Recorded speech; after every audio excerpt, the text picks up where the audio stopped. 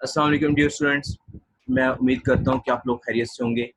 आज हम वाउचिंग को कंटिन्यू कर रहे हैं और आज जो हमारे पास हेड ऑफ अकाउंट है वाउच करने के लिए, वेरीफाई करने के लिए, वो हमारे पास है बैंक बैलेंस या बैंक स्टेटमेंट, जिसको हम कहते हैं बैंक बैलेंस, या जो कि हम अपीयर हो रहा है हमारी बैंक बुक्स के अंदर। अब किसी भी बैंक बैलेंस को वेरीफाई करने के लिए हमारे पास जो होता है बैंक कंफर्मेशन लेटर जो होता है वो सबसे ज़्यादा इंपॉर्टेंट होता है, उसकी सबसे ज़्यादा वेटेज होती है। The bank reconciliation and the bank confirmation letter are the key parts of audit testing on bank. No doubt, the direct confirmation from the bank represents good audit evidence. जी जो हम bank को client के letter head पे for direct confirmation के लिए letter लिखते हैं, इधर दैट इज पॉजिटिव कंफर्मेशन और that is negative confirmation, that represents the good audit evidence for the auditor. Then auditors should be aware of the practice of window dressing if clients have liquidity problems. ये जो है window dressing का concept हमने हमारी शुरू की classes में हमने डिस्कस किया था, जिसमें अगर क्लाइंट्स के पास कोई लिक्विडिटी प्रॉब्लम है, कोई फ्रॉड का एलिमेंट होता है, तो ये जो कैशियर लेवल पे लोग बैठे होते हैं, फर्ज करें अगर किसी एक डेटर से आपको पैसे आए, मिस्टर ए से पैसे आए हैं, तो वो उसने अपने यूज़ कर लिए, किसी भी पर्सनल यूज़ में उसको लिया है। देन जब एक आपके पास डेटर बी से पैसे आते हैं, तो उसको जैसे कि हम बी के हेड में पंच करें, हम उसमें ये शो कर देते हैं कि ये कैश जो है या ये बैंक जो है ये हमें जो अर्लियर डेटर है ए से हमने रिसीव किया है। इस तरह से क्या होता है कि कोई भी डेटर ज़्यादा देर तक आउटस्टैंडिंग अपीयर नहीं होता in the books of client, तो इसलिए ऑडिटर के लिए थोड़ा सा पकड़ना ये मुश्किल हो जाता है। सो auditor should be aware of the practice of Windows dressing if clients have liquidity problems. Next slide पे मूव करते हैं। The audit of a bank of cash at bank will need to cover completeness, existence, rights and obligations, accuracy. ये assertions हैं जो कि हमने इससे पहले डिस्कस की और ये हर किस्म की वॉचिंग में ये यूज होंगी। So will need to cover completeness, existence, rights and obligations, accuracy, valuation and allocation and presentation. All these elements, all these assertions can be audited through the bank letter. अब जब हम bank letter लिखते हैं, bank letter का objective क्या होता है?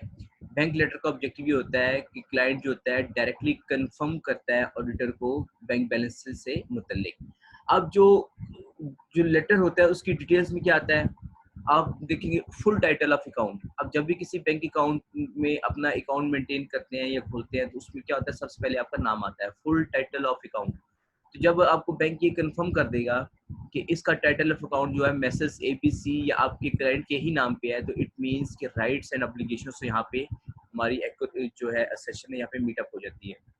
Then later के अंदर पूछा जाता है और देन जिसको बैंक कंफर्म करता है कि accounts open during the year कितने थे और accounts closed during the year कितने थे। देन आपको बैंक कंफर्मेशन लेटर में ये भी बैंक बताता है कि आप ड्यूरिंग द फाइनेंशियल ईयर आप के जो क्लाइंट है जिसका बैंक अकाउंट वो मेंटेन करें उस पर कितना इंटरेस्ट चार्ज किया गया। बैंक कंफर्मेशन लेटर में आपको ये भी बताया जा सकता है कि उसके कोई और डिटेल में कोई सिक्योरिटी चार्जेस या any other charges that are applied by the bank.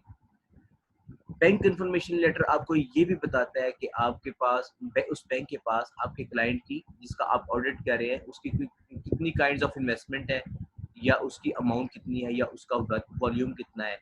सो जो बैंक कंफर्मेशन लेटर होता है वो बहुत सारी जो देखे ना, इसने एग्जिस्टेंस को भी मीट कर लिया, इसने कंप्लीटनेस को भी मीट कर लिया, इसने राइट्स एंड ऑब्लिगेशंस को भी मीट कर लिया।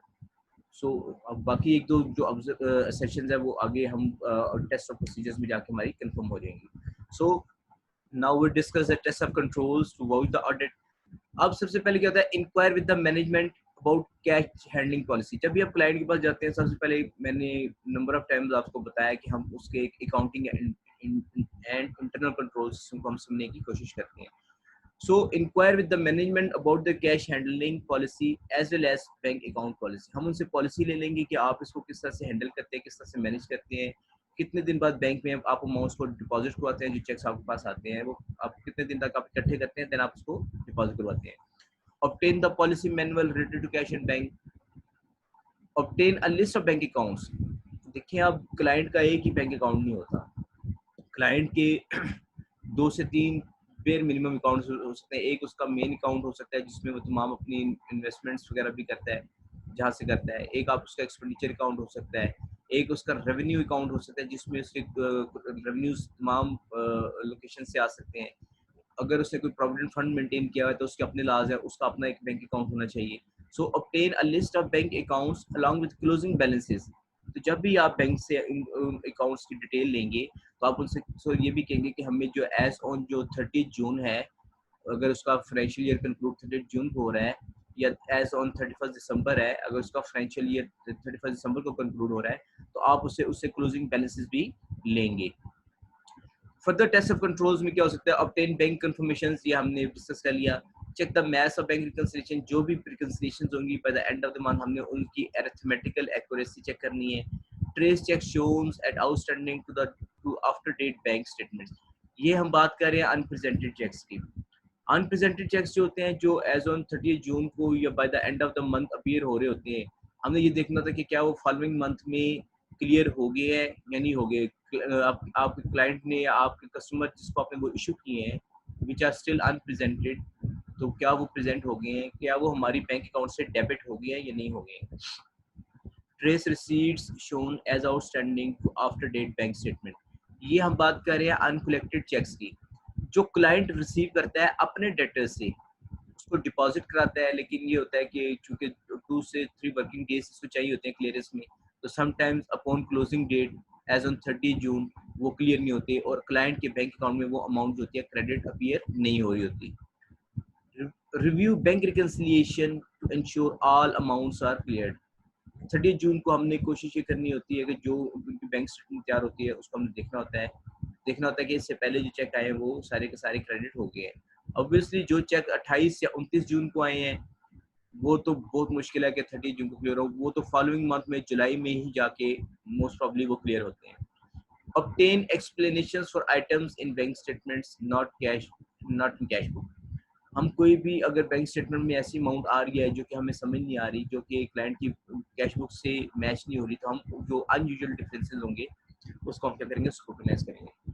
देन इसमें एक ऑडिट प्रोसीजर ये भी हो सकता है कि आपने स्क्रूटनाइज करना है सब्सिक्वेंट बैंक स्टेटमेंट्स को फॉर डिसऑनर्ड चेक्स, सिर्फ ये डिटेक्ट करने के लिए कि कोई वर्थलेस चेक्स या बोगस चेक्स अभी तक अपीयर तो नहीं हो रहे एज आउटस्टैंडिंग, क्योंकि सम टाइम क्लाइंट के तरफ जब फ्रॉड का एलिमेंट होता है तो वर्थलेस चेक या बोगस चेक्स इशू कर दिए जाते हैं to just to conceal the shortages, just to conceal the shortages in the bank balance। ये हमने डिस्कस किया लेटर ऑफ कंफर्मेशन, जिसमें वो आपके तमाम टाइटल्स, आपके accounts open, account close, test of controls को हमने डिस्कस किया, और इसके हमने टेस्ट प्रोसीजर्स को डिस्कस किया कि आप बैंक बैलेंस को कैसे वाउच कर सकते हैं। तो मैं उम्मीद करता हूँ कि आप लोगों को ये कॉन्सेप्ट समझ आया होगा। आपको जब भी आप किसी ऑडिट पे जाएंगे तो आपको इसमें काफ़ी हद तक जो होगा it may likely to help all of you.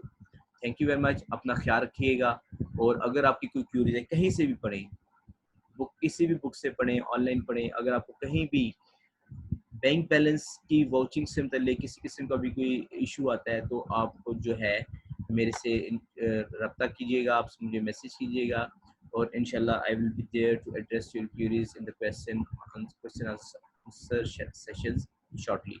Thank you, अल्लाह हाफिज़, खुश रहिए।